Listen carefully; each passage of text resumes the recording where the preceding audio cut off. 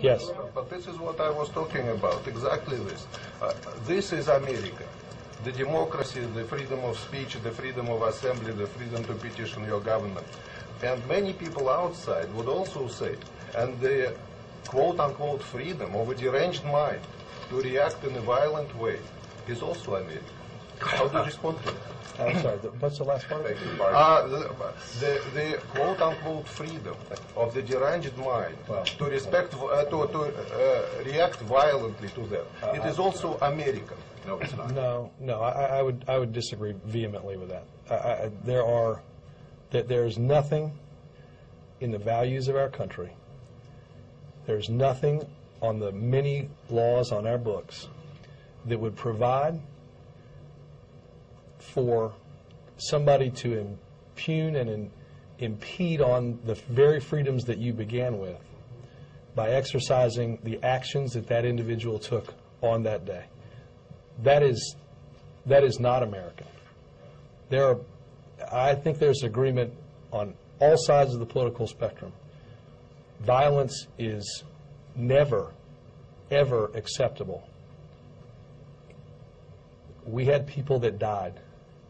We had people whose lives will be changed forever because of the deranged actions of a madman.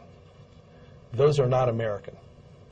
Those are not in keeping with the important bedrock values by which this country was founded and by which its citizens live each and every day of their lives in hopes of something better for those that are here.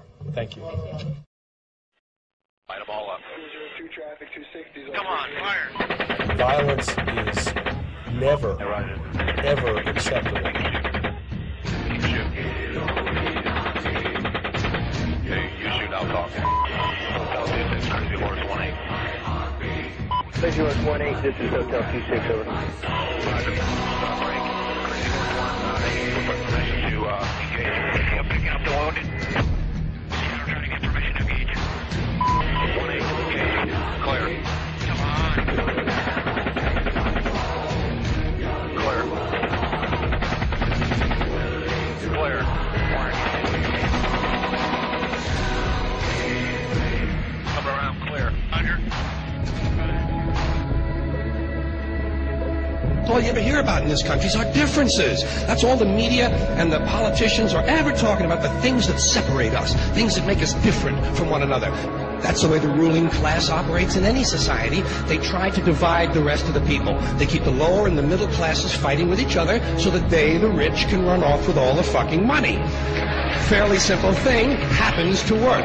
You know anything different, that's what they're going to talk about. Race, religion, ethnic and national background, jobs, income, education, social status, sexuality, anything you can do, keep us fighting with each other so that they can keep going to the bank.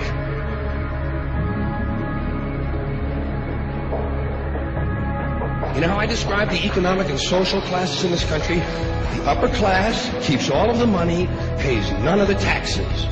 The middle class pays all of the taxes, does all of the work. The poor are there just to scare the shit out of the middle class.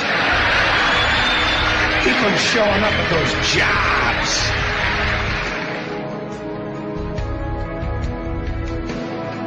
They're all the same. I'll show you politics in America. Here it is, right here. I think the puppet on the right shares my beliefs. I think the puppet on the left is more to my liking. Hey, wait a minute, there's one guy holding up both puppets. Shut up. Go back to bed, America. Your government is in control. I have this feeling, man, because you know there's a handful of people actually run everything. That's true. It's provable. It's not I'm not a conspiracy nut. It's provable. Handful, very small elite run and own these corporations, which include the mainstream media. I have this feeling who's ever elected president, like Clinton was, no matter what the promises you promise on the campaign trail, blah, blah, blah, when you win, you go into this smoky room with the 12 industrialist, capitalist scumfucks who got you in there, and you're in this smoky room, and this little film screen comes down, and a big guy in a cigar roll the film. And it's a shot of the Kennedy assassination from an angle you've never seen before. that looks suspiciously off the grassy knoll. And then the screen goes up and the lights come up and they go to the new president. Any questions? Just what my agenda is.